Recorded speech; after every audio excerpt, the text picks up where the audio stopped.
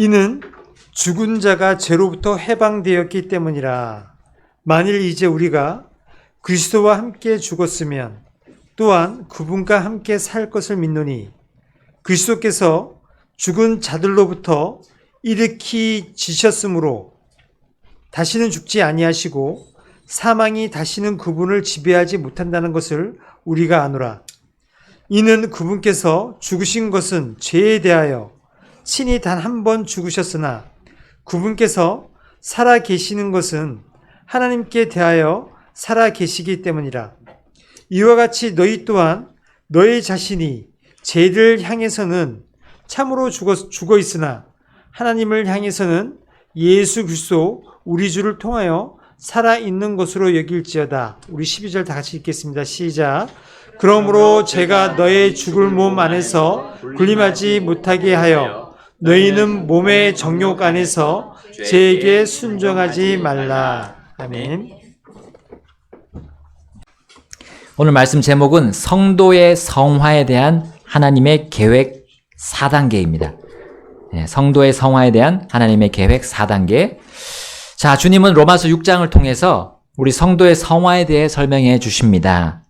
특히 성화에 대한 4단계 계획을 제시하십니다. 자, 그 첫 단계를 사실 우리 지난주에 보았습니다. 그 첫 번째는 로마서 6장 3절에서처럼 너희는 알지 못하느냐 라는 거죠. 너희는 알지 못하느냐. 어떤 사실에 대해서 너희가 알지 못하느냐. 자, 다시 말하면 너희는 알라라는 거예요. 자, 칭의도 말씀을 듣고 안 다음 우리가 믿음으로 가능했습니다. 성화 역시도 마찬가지입니다.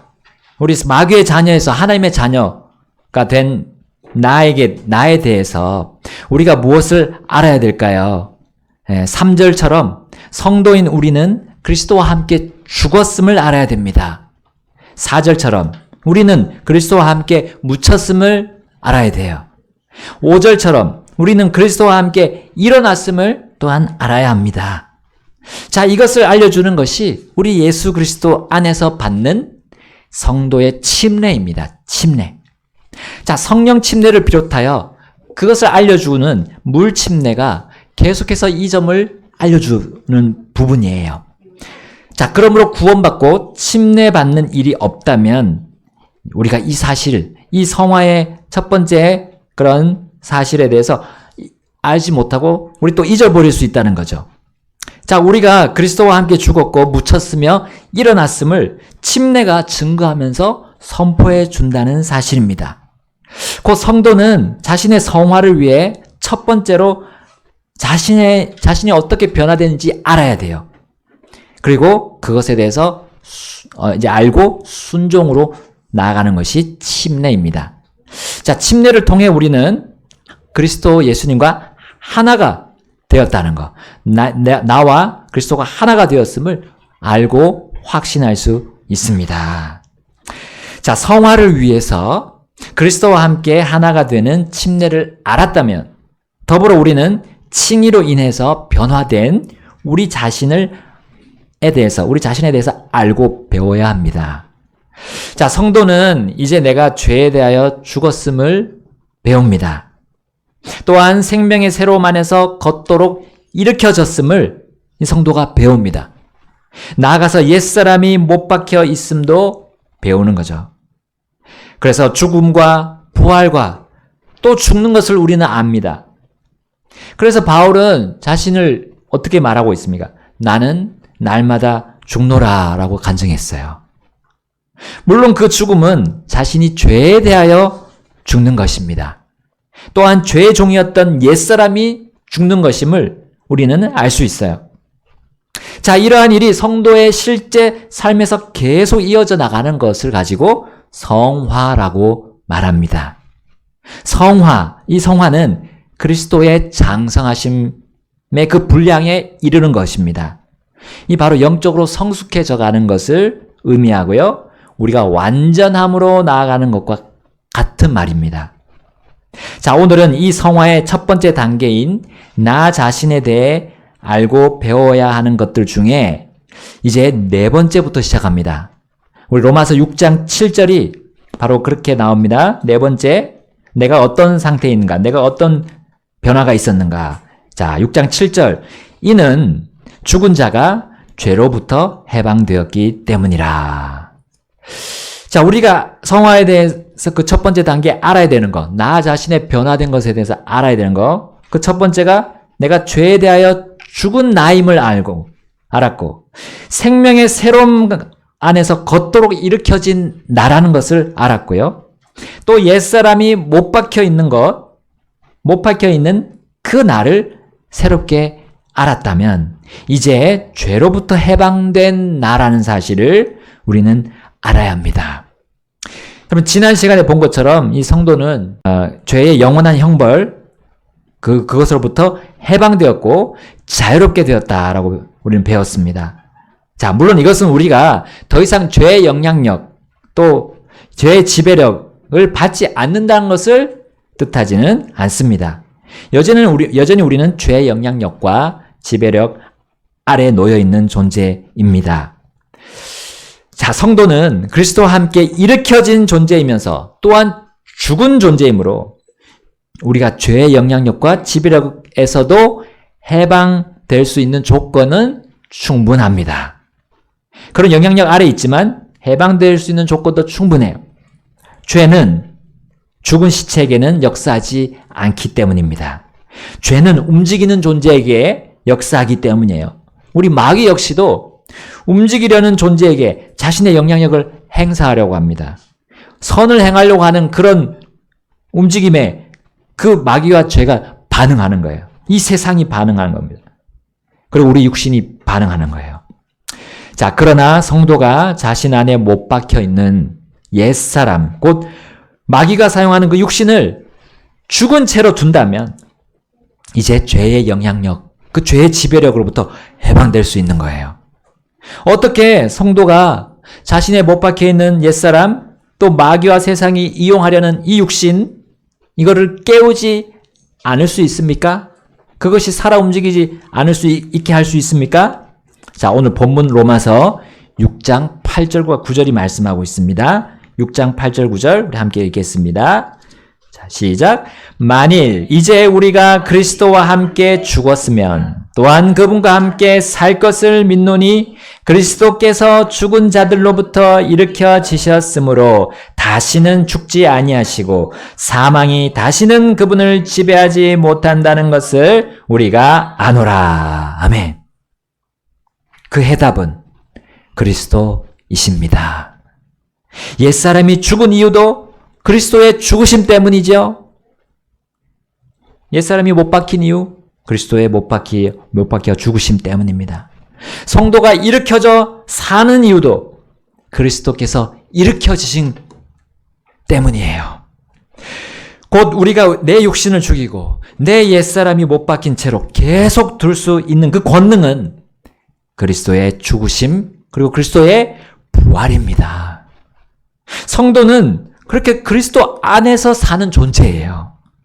그래서 우리 10절과 11절이 또 이렇게 말씀하죠. 10절 11절 읽겠습니다. 시작.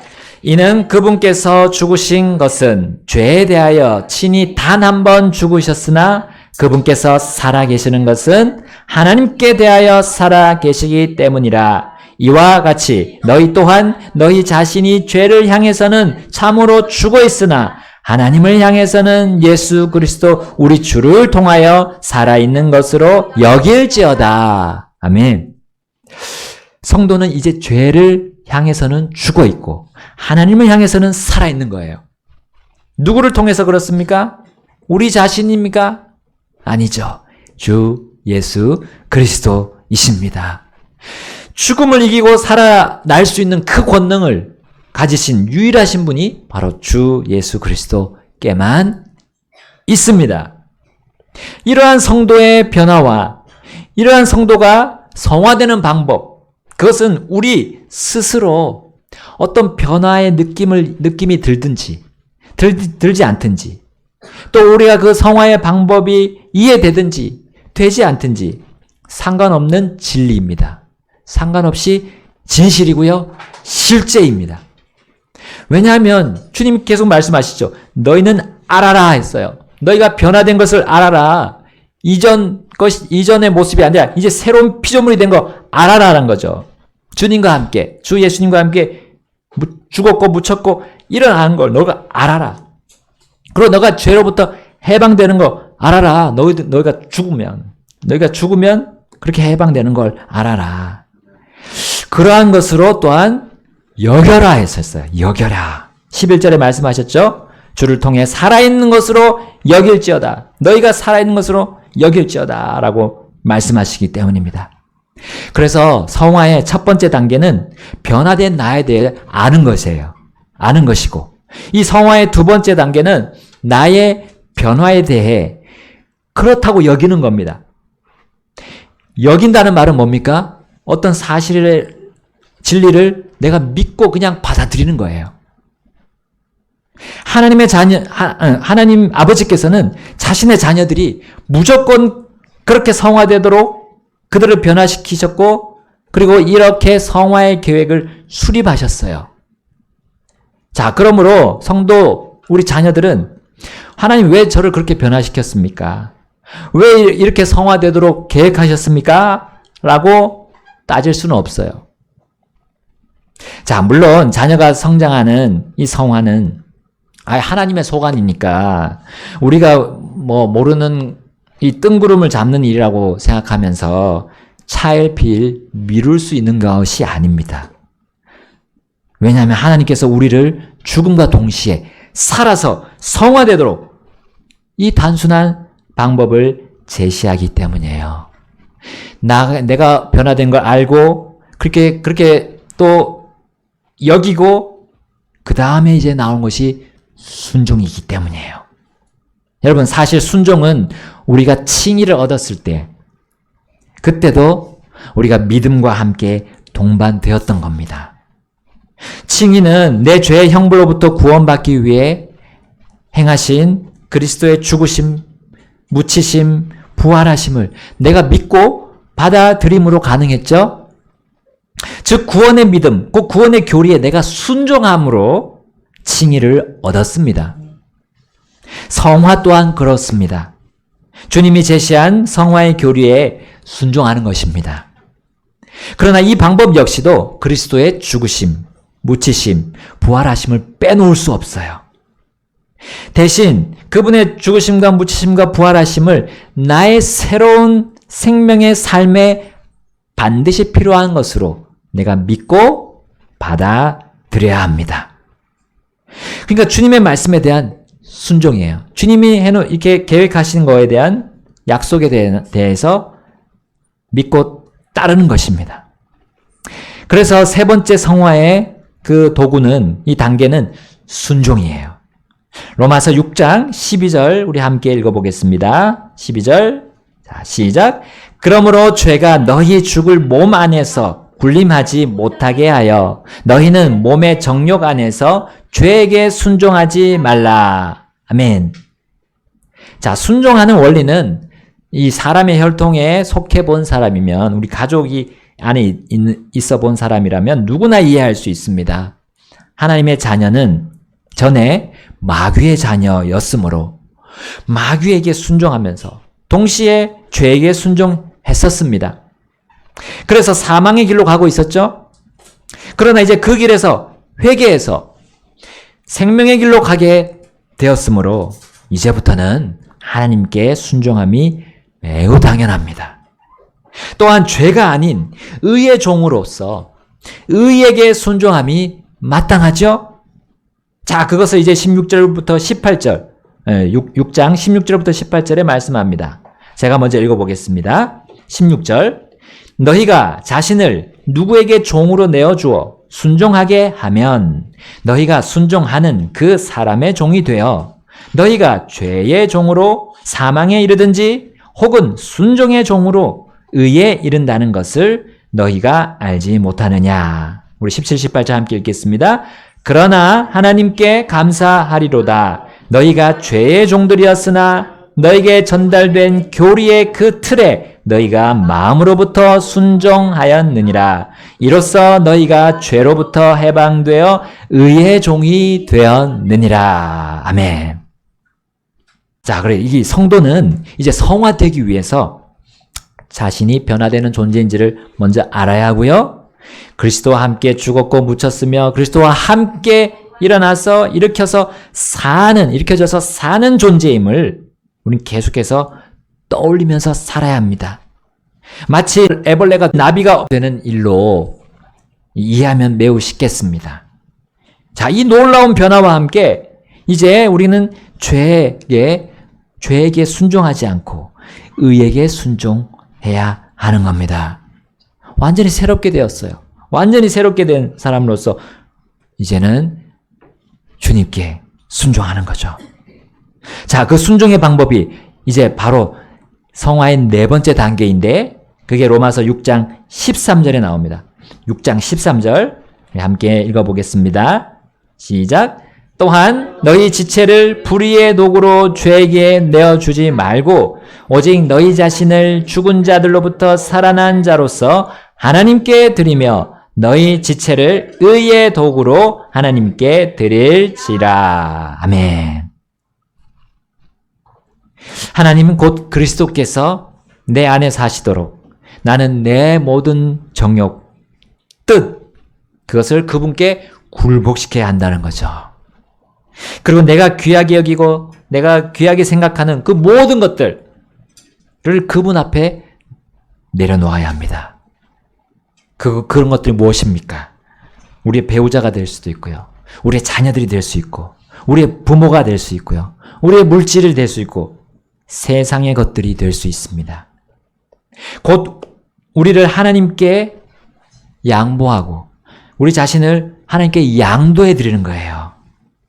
일드란 말이 있잖아요. 하나님께 드릴지니라. 너희 지체를 의의 도구로 하나님께 드릴지니라. 그 영어 보면 일드라고 다 있어요. 양보하고 양도해 드려. 왜입니까? 왜 그렇습니까? 14절, 15절을 이렇게 말씀하고 있기 때문입니다. 다 같이 읽겠습니다. 14절, 15절 시작. 이는 너희가 율법 아래 있지 아니하고 은혜 아래 있기 때문이라.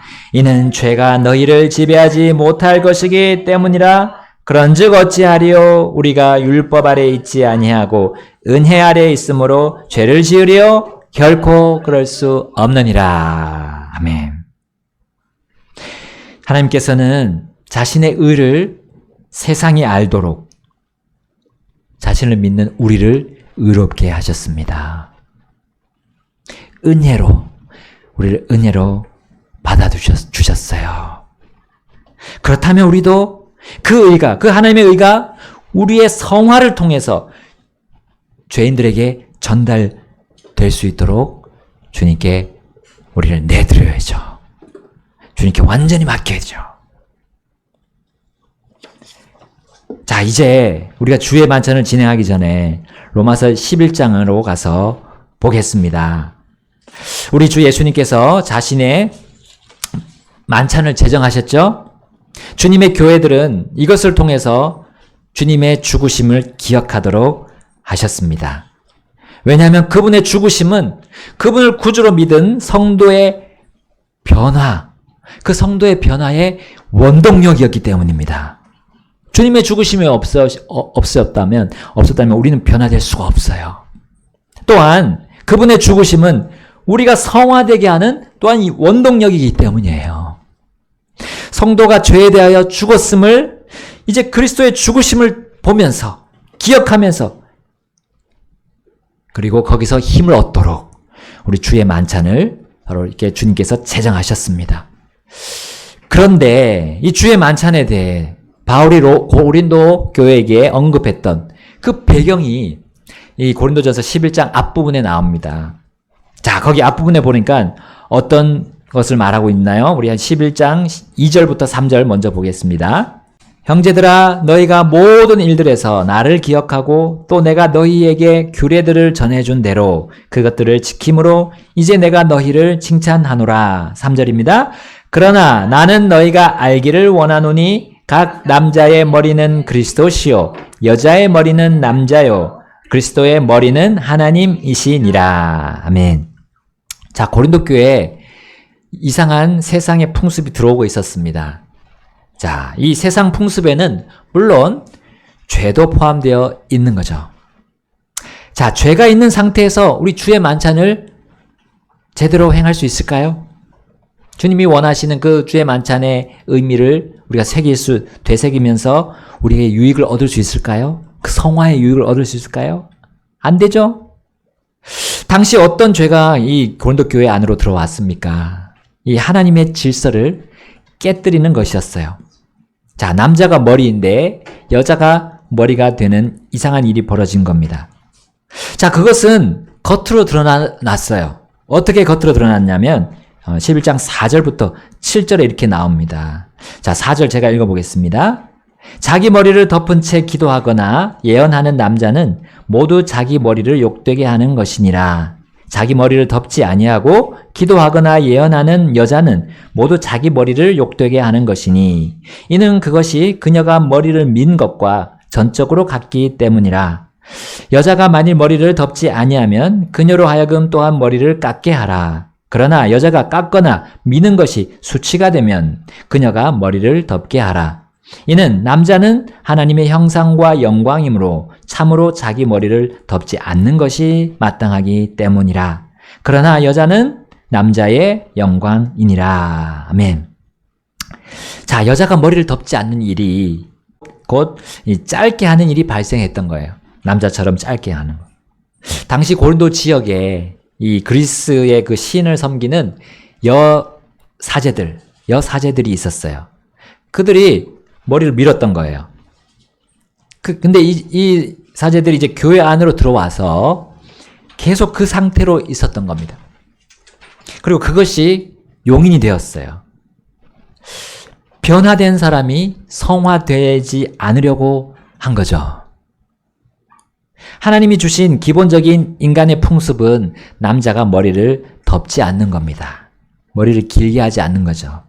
깎아서 하나님의 형상과 영광을 드러내는 것이 그 남자의 머리로 표현이 되는 것이 이게 하나님이 주신 기본적인 풍습입니다. 반면에 여자는 도리어 머리를 깎지 않고 덮어서 자신 위의 권위인 남자의 영광을 보여주어야 했습니다. 자, 이것은 창조 질서죠. 창조 질서 하나님이 세우신 거고요. 우리 사람의 양심에 심어주신 또 하나님의 원리입니다. 자, 그래서 우리 11장 8절에서 9절이 이렇게 나와 있습니다. 함께 읽어볼까요? 11장 8절 9절 시작. 이는 남자가 여자에게서 난 것이 아니요 오히려 여자가 남자에게서 났기 때문이라. 남자가 여자를 위하여 창조되지 아니하고 오히려 여자가 남자를 위하여 창조되었느니라. 아멘.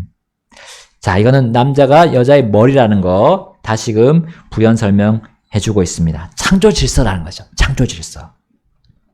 자, 이제 13절을 제가 한번 읽어보겠습니다. 13절. 너희는 스스로 판단할지니 여자가 덮지 아니한 채 하나님께 기도하는 것이 합당하냐? 만일 남자가 긴 머리를 가지면 그것이 자기에게 수치가 되는 것을 본성 그 자체도 너희에게 가르치지 아니하냐? 그러나 여자가 긴 머리를 가지면 그것이 그녀에게 영광이 되나니 이는 여자의 머리는 덮는 것을 위해 그녀에게 주어졌기 때문이라. 우리 16절 함께 읽겠습니다. 그러나 어떤 사람이 논쟁하려 할지라도 우리에게는 그러한 풍습이 없고 하나님의 교회들에도 없느니라. 아멘. 자, 이게 세상에서 들어온 풍습인데 뭐 요즘에도 보면 여러분 아시다시피 남녀 평등을 주장하잖아요. 그러면서 이제 성이 바뀌는 거죠. 성의 그런 모습이 정체성이 바뀌는 겁니다. 자, 그런데 이 질서는 남녀 차별을 의미하지 않습니다. 하나님은 남녀에게 각각의 역할을 주셨어요. 자, 그것이 11장 11, 12절에서 우리는 볼 수가 있습니다. 거기 11절 보면 그럼에도 불구하고 주 안에서는 여자 없이 남자만 있지 아니하고 남자 없이 여자만 있지도 아니하느니라. 12절에 이는 여자가 남자에게서 난 것 같이 남자도 여자로 말미암아 났기 때문이라. 그러나 모든 것이 하나님에게서 났느니라. 아멘. 자, 하나님께서 세우신 질서를 무너뜨리면 이제 다양한 범죄가 교회 안으로 들어오기 마련입니다. 그리고 주님의 교회는 혼란에 빠집니다. 이게 고린도 교회의 문제였어요. 자, 그래서 17절 가보니까 이 일로 인해서 너희를 칭찬하지 않는다 했습니다. 곧 너희가 함께 모이는 것도 더 좋은 것이 되지 못한다 했어요. 오히려 더 나쁜 것이 된다 했습니다. 자, 공개된 죄 안에서, 공공연히 퍼지는 죄 안에서 행하는 이 주의 만찬이 무슨 의미가 있겠습니까? 의미가 없죠? 그래서 20절에 이렇게 말씀합니다. 그러므로 너희가 한 곳에 함께 모일 때에 이것이 주의 만찬을 먹는 것이 아니니라. 여러분, 주님이 왜 죽으셨을까요? 그리고 왜 자신의 죽으심을 기억하라고 주의 만찬을 제정하셨는가요? 우리 성도가 성화되도록 함입니다. 곧 교회가 죄를 범하지 않게 함입니다. 곧 거룩한 그릇이 되어서 우리 거룩하신 주님의 일을 할 수 있게 하려 함입니다. 주의 만찬 전에 반드시 그래서 우리는 각자 자신을 살펴야 한다고 본문에 나와 있습니다. 곧 우리가 내 자신이 잘못한 일, 특별히 교회는 그리스도의 몸이라고 했죠. 몸 안에 있는 우린 다 지체입니다. 한쪽에서 어떤 범죄가 시작되면 그게 타고 가는 거죠. 전염이 되는 거죠. 우리 몸도 그렇잖아요. 감염되면 전염이 되면 온몸으로 퍼집니다. 자, 그런 일이 없도록 이 주의 만찬을 통해서 우리가 죄를 주님 앞에 자백하고 회개할 수 있는 기회를 만들어 주시는 거예요.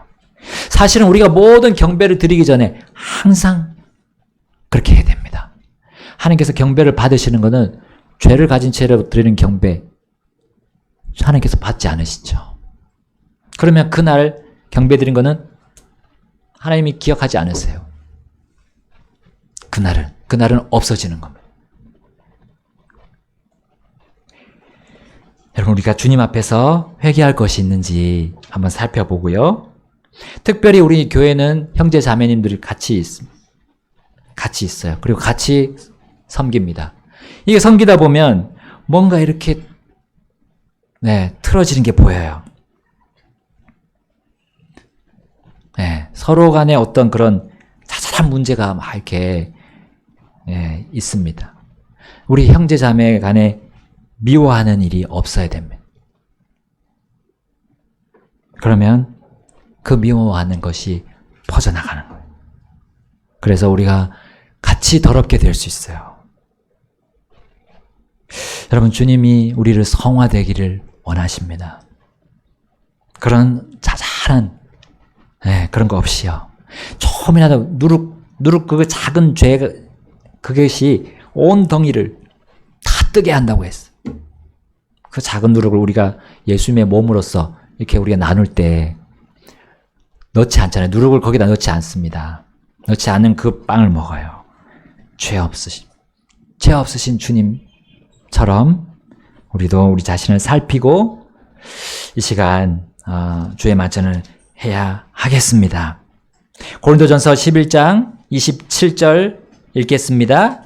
27절, 28절, 우리 32절까지 27절부터 32절까지 읽고 주의 만찬 행하겠습니다. 제가 먼저 읽겠습니다. 그런즉 누구든지 주의 이 빵과 이 잔을 합당하지 않게 먹고 마시는 자는 주의 몸과 피에 대하여 죄가 있으리라.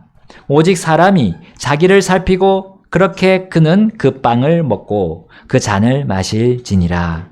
이는 합당하지 않게 먹고 마시는 자는 주의 몸을 분별하지 못하고 자기를 향하여 정죄를 먹고 마시는 것이기 때문이라. 이런 이유로 너희 중에 약한 자와 병든 자가 많고 잠자는 자도 많도다. 우리 31절 함께 읽겠습니다. 이는 우리가 만일 우리 자신을 판단하면 우리가 판단을 받지 아니하기 때문이라. 그러나 우리가 판단을 받을 때는 우리가 주께 징계를 받는 것이니 이것은 우리가 세상과 함께 정죄를 받지 않게 하려 함이라. 아멘. 주께 징계를 받는 거, 이 가벼운 게 아닙니다. 그래서 우리가 죄 가운데 계속 있으면 주께 징계를 계속 받는 거예요. 그것이 결코 좋은 것이 아닙니다. 징계 한 번 받았을 때 빨리 돌이켜 회개하고 주님께 나오는 거예요. 그리고 주님의 말씀에 예 하고 그냥 순종하는 겁니다. 순종하는 것. 믿음에 순종하는 것. 주님의 말씀에 순종하는 것은 우리가 성화되는데 아주 우리를 확실하게 해줄 거예요.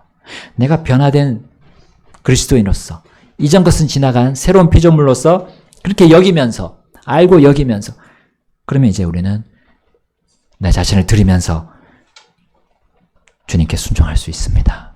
이게 성화의 4단계대로 말씀대로 우리가 하게 되면 오늘의 이 주의 만찬이 여러분에게 큰 복이 되고요. 주님의 큰 은혜를 여러분 경험하시게 될 겁니다. 자, 우리 다 같이 이 시간